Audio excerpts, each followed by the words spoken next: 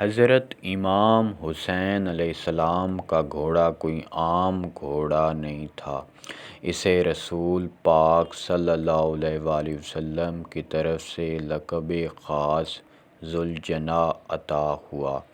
مورخین کے مطابق اس کا اصل نام مرتجز تھا، لیکن اس کی غیر معمولی صلاحیتوں کی وجہ سے رسول پاک نے اسے ذوالجناح کا لقب عطا کیا۔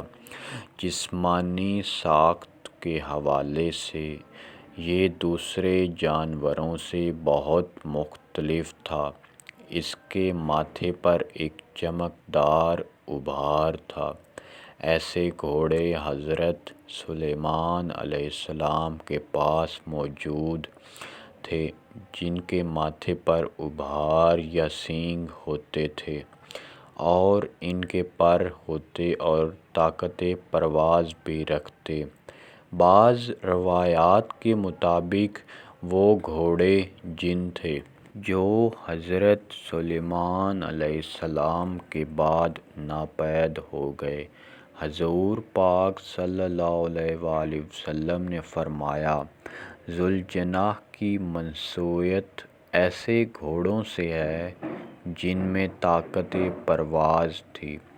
ایک روایت ہے کہ ذوالجناح کو رسول پاک کی خدمت میں تحفے کے طور پر پیش کیا گیا۔ مصر کے علاقے اسکندریہ کے بادشاہ نے ایک بے مثال گھوڑے کو حضور پاک صلی اللہ علیہ وآلہ وسلم کی خدمت میں بھیجا۔ حضور پاک نے گھوڑے کو پرورش کے لیے حضرت علی شیر خدا کے سپرد کر دیا۔ یہ گھوڑا افسانوی کردار کا مالک تھا۔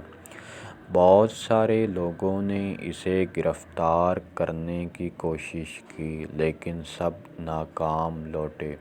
اس طرح اس گھوڑے کا ذکر بہت زیادہ زد عام ہو گیا۔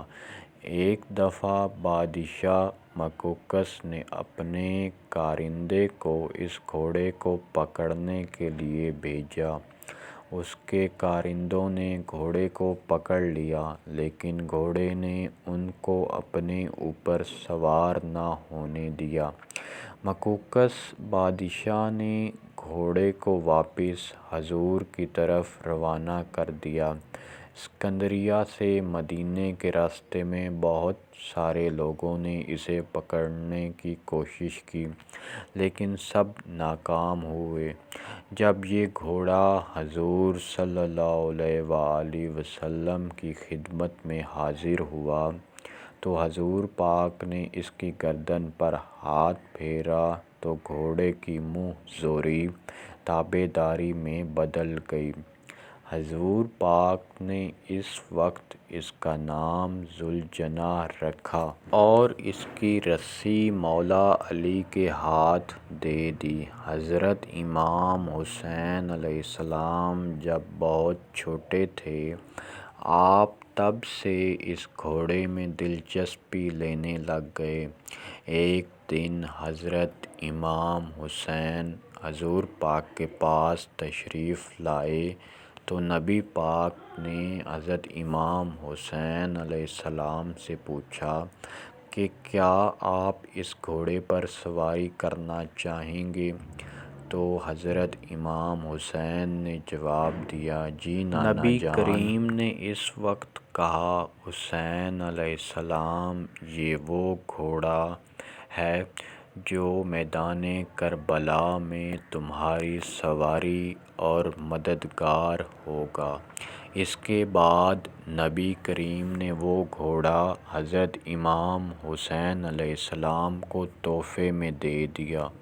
اس کے بعد یہ گھوڑا آپ علیہ السلام کے پاس آ گیا۔ میدان کربلا میں جب امام حسین علیہ السلام پر مشکل وقت آیا تو یزیدی لشکر بھی اس گھوڑے کے بارے فکر مند تھا۔ روایات کے مطابق ذوالجناح کو کافی دفعہ پانی پینے کا موقع ملا لیکن ذوالجناح نے پانی نہ پیا۔ اس کی وجہ یہ تھی، اس کے ذہن میں تھا کہ نواسۂ رسول حضرت امام حسین نے پانی نہیں پیا، میں کیسے پانی پی سکتا ہوں؟ میدان کربلا میں جب حضرت امام حسین علیہ السلام گھوڑے سے زمین پر گر گئے تو ذوالجناح آپ علیہ السلام کے گرد چکر لگانے لگ گیا تاکہ کوئی تیر حضرت امام حسین علیہ السلام کو نہ لگے۔ روایات میں ملتا ہے کہ ذوالجناح نے 60 سے زائد یزیدیوں کو جہنم واصل کیا۔ جب حضرت امام حسین علیہ السلام کو شہید کر دیا گیا تو ذوالجناح نے اپنی پیشانی کو آپ علیہ السلام کے جسم مبارک کے ساتھ لگا لیا۔ جب سپہ سالار عمر بن سعد کی نظر اس گھوڑے پر پڑی تو اس نے اس بہترین گھوڑے کو اپنے پاس رکھنے کا ارادہ کیا۔ عمر بن سعد نے چند سپاہیوں کو بھیجا تاکہ وہ اس گھوڑے کو پکڑ سکیں۔ جب یزیدی فوجی ذوالجناح کو پکڑنے کے لیے آگے بڑھے تو گھوڑے نے زور زور سے اپنے پاؤں زمین پر مارے اور یزیدی فوجیوں کو اپنے نزدیک نہیں آنے دیا۔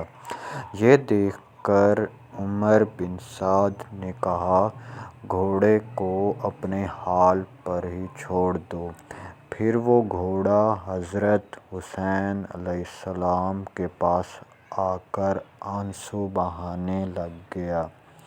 زخموں سے چور، آنکھوں میں آنسو لیے وہ گھوڑا نہر فرات میں جا گرا اور دیکھتے ہی دیکھتے وہ گھوڑا عمر بن سعد کے سامنے سے وہ غائب ہو گیا۔ Like and subscribe Bhatti voice.